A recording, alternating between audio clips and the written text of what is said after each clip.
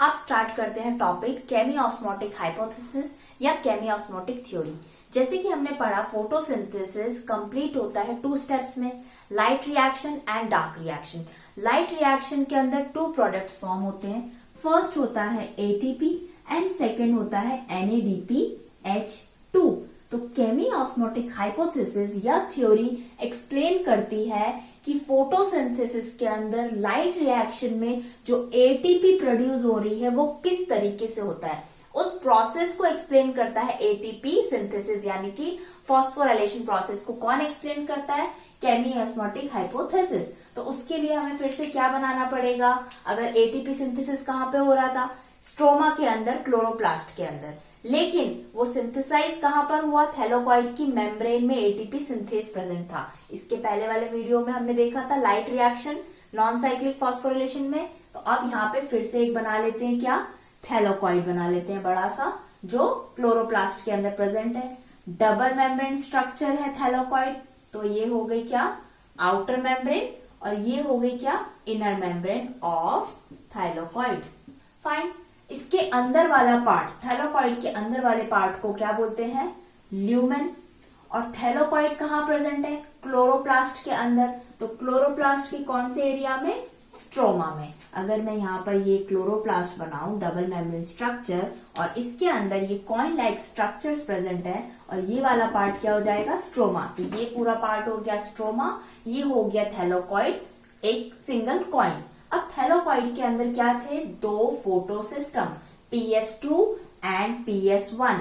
तो PS2 यानी कि फोटो सिस्टम 2 एब्सॉर्ब करता है 680 नैनोमीटर की लाइट को, and PS1 photo system absorb करता है 700 नैनोमीटर की लाइट को। यहां से सन है, सनलाइट रिलीज हुई, PS2 के पास पहुंची, इसके अंदर पिगमेंट्स थे, उन्होंने लाइट को क्या किया?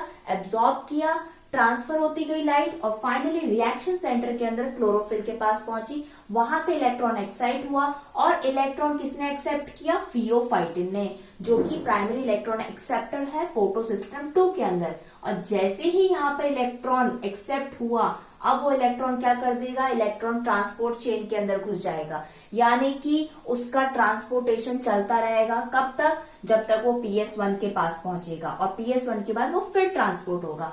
तो ये जो इलेक्ट्रॉन रिलीज हुआ था PS2 में, PS1 तक पहुंचते पहुंचते उसको 3 स्टेप क्रॉस करनी पड़ेगी, यानी कि उसको 3 एक्सेप्टर मिलेंगे।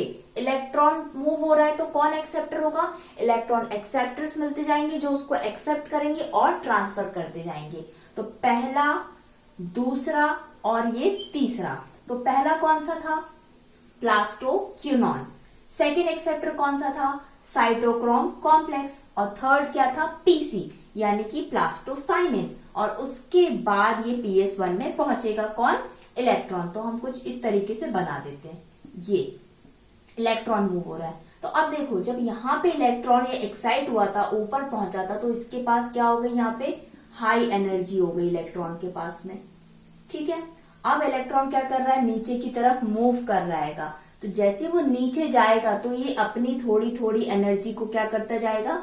रिलीज करता जाएगा। एनर्जी रिलीज हो रही है तो वेस्ट नहीं होगी इलेक्ट्रॉन की एनर्जी। तो क्या करेगा? जो इस साइटोक्रोम है ना, ये क्या करेगा? इस इलेक्ट्रॉन को जो मूवमेंट चल रहा है ना, तब ये एनर्जी को ले लेगा साइटोक्रोम।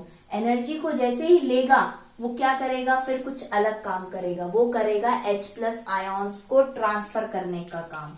अब H+ आयोन्स कहां से आ गए? ये एक थैलेकॉइड है, ये पूरा स्ट्रोमा है क्लोरोप्लास्ट का, ठीक है। स्ट्रोमा के अंदर प्रेजेंट है H+ आयोन्स, बहुत सारे H+ पड़े रहते हैं, ठीक है। और हमने एक और चीज पढ़ी थी, लाइट जब फोटो सिस्टम 2 पे पड़ती है तो यहाँ पर वाटर मॉलिक्यूल भी प्रेजेंट होता है अंदर साइड में, ठीक है। और ये वाटर मॉलिक्यूल भी क्या हो जाता है? ब्रेक होता है, H+ आयोन्स बनाता है, ऑक्सीजन बनाता है और इलेक्ट्रॉन्स बनाता है, जो इलेक्ट्रॉन फिर से PS2 एक्सेप्ट करता है और आगे बढ़ाता जाता है। अब हम बात कर रहे थे किसकी? H+ आयोन्स की। तो इलेक्ट्रॉन PS2 में सबसे ऊपर पहुंच गया है हाई एनर्जी पे, अब वो नीचे जा रहा है, एनर्जी रिलीज कर रहा है। जैसे ही उसकी एनर्जी रिलीज हो रही है, साइटोक्रोम कॉम्प्लेक्स उस एनर्जी को यूज करके H+ आयोन्स जो बाहर स्ट्रोमा में पड़े हैं क्लोरोप्लास्ट के, उसको पकड़कर क्या करेगा? ल्यूमेन के अंदर भर देगा। क्या कर देगा? ल्यूमेन के अंदर डाल देगा। ऑलरेडी ल्यूमेन के अंदर फोटोलाइसिस ऑफ वाटर से भी H+ आयॉन्स बढ़ते जा रहेंगे। ठीक है, तो अब क्या हो गया, अंदर कॉन्सेंट्रेशन H+ आयॉन्स का बहुत ज्यादा हो गया, हाई कॉन्सेंट्रेशन। और एज कंपेयर बात करें स्ट्रोमा के H+ कॉन्सेंट्रेशन की तो कम हो गया। ये हो गया क्लोरोप्लास्ट, यहाँ पे H+ का कॉन्सेंट्रेशन कम हो गया। थैलेकॉइड की ल्यूमेन के अंदर H+ का कॉन्सेंट्रेशन बहुत हाई हो गया। तो हमने डिफ्यूजन में पढ़ा था हाई टू लो। अब क्या करेगा, ये जो H+ आयन अंदर बहुत सारे भर गए हैं, ये अब बाहर निकलने की कोशिश करेंगे। तो कैसे जाएंगे बाहर, अब इनके लिए बनेगी एक चैनल, और वो कौन बनाएगा चैनल, एटीपी सिंथेज एंजाइम। अभी हम क्या पढ़ रहे हैं, हम पढ़ रहे हैं केमियोस्मोटिक थ्योरी, यानी कि एटीपी कैसे फॉर्म होगा। अब हम देखेंगे कैसे एटीपी सिंथेज एंजाइम फॉर्म करेगा। तो एटीपी सिंथेज एंजाइम जो है वो 2 सब यूनिट से बना हुआ है, एक स्नोमैन की तरह। स्नोमैन का एक हेड होता है जो बर्फ का गोला, और नीचे एक बॉडी बड़ी सी पार्ट होती है। ठीक है, और इसके मान लो ये 2 हाथ हो गए। यहाँ पे इस एंजाइम के हाथ नहीं है, हाँ, लेकिन एक हेड और एक बॉडी है। तो ये एंजाइम अब एटीपी सिंथेज एंजाइम थैलेकॉइड की मेम्ब्रेन में कैसे बैठेगा, क्या करेगा, वो जो हेड पार्ट है ना अपना, वो यहाँ फंसा लेगा मेम्ब्रेन के इस एरिया में, और जो बॉडी पार्ट है वो स्ट्रोमा पार्ट में। समझ रहे हो, एक क्लोरोप्लास्ट के अंदर जो थैलेकॉइड की मेम्ब्रेन है, मेम्ब्रेन के अंदर उसने अपना हेड फंसाया, और जो स्ट्रोमा एरिया था क्लोरोप्लास्ट का, वहां पे उसने बॉडी फंसा ली। और इस पार्ट को, जो हेड पार्ट को क्या बोलते हैं, F0, और बॉडी पार्ट को बोलते हैं F1। अब मेन रिएक्शन स्टार्ट होगी, यानी कि अब एटीपी सिंथेसिस स्टार्ट होगा। अब यहाँ पर क्या होगा, ये क्या प्रोवाइड करेगा, एटीपी सिंथेज चैनल प्रोवाइड करेगा। क्या प्रोवाइड करेगा, चैनल, यानी कि कुछ रास्ता बना देगा। किसके लिए, H+ आयॉन्स के लिए। क्यों बनाएगा, क्योंकि थैलेकॉइड की ल्यूमेन के अंदर H+ आयन का कॉन्सेंट्रेशन बहुत ज्यादा हो गया, अब उसको बाहर निकलना ही है। तो ये क्या करेगा, ये H+ आयॉन्स के पास बहुत ज्यादा एनर्जी है, तो ये जैसे ही ट्रांसफर होके स्ट्रोमा में जाएंगे, ल्यूमेन से स्ट्रोमा में जब H+ आयन मूव होकर जाएगा, तो ये F0 पार्टिकल जो है ये एनर्जी को लेगा, इस H+ आयन की एनर्जी को, और ये F1 पार्टिकल क्या करेगा, स्ट्रोमा के अंदर पहले से प्रेजेंट होंगे ADP, adenosine di phosphate molecule and inorganic phosphate molecule, इन दोनों को ज्वाइन करके ये F1 पार्ट जो है क्या बना देगा, एटीपी मॉलिक्यूल।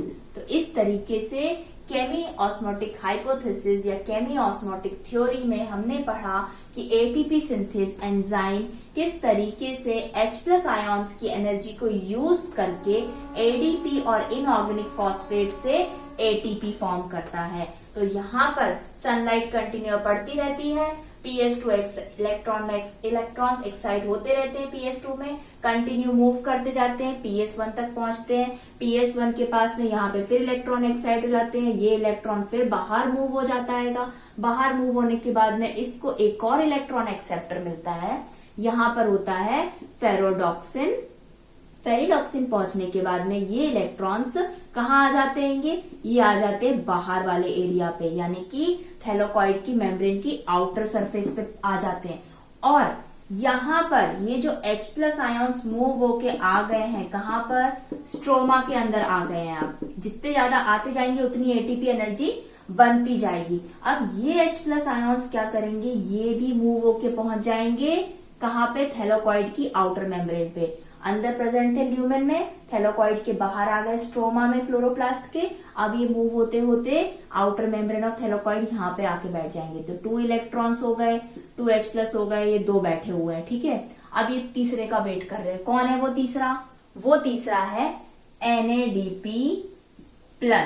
ठीक है, कौन कौन हो गया, 2 इलेक्ट्रॉन बैठे हैं, 2 H+2, तीसरा हो गया NADP+। अब ये तीनों क्या करेंगे, NADPH2 बनाएंगे। लेकिन कैसे, इसको बनाने के लिए फिर चाहिए क्या, एंजाइम। तो यहाँ पर एक एंजाइम आ जाएगा NADP रिडक्टेज। इस एंजाइम की प्रेजेंस में NADP+ H+ आयॉन्स की एनर्जी यूज करके, इलेक्ट्रॉन्स की एनर्जी यूज करके NADPH2 बना देगा। लेकिन हमें केमियोस्मोटिक थ्योरी के अंदर क्या देखना है, एटीपी कैसे फॉर्म हुई है। ठीक है, और मेन इसका जो स्ट्रक्चर है, हेड पार्ट मेम्ब्रेन में है, और जो मेन बॉडी पार्ट है जो एटीपी सिंथेसाइज कर रहा है वो स्ट्रोमा एरिया के अंदर है।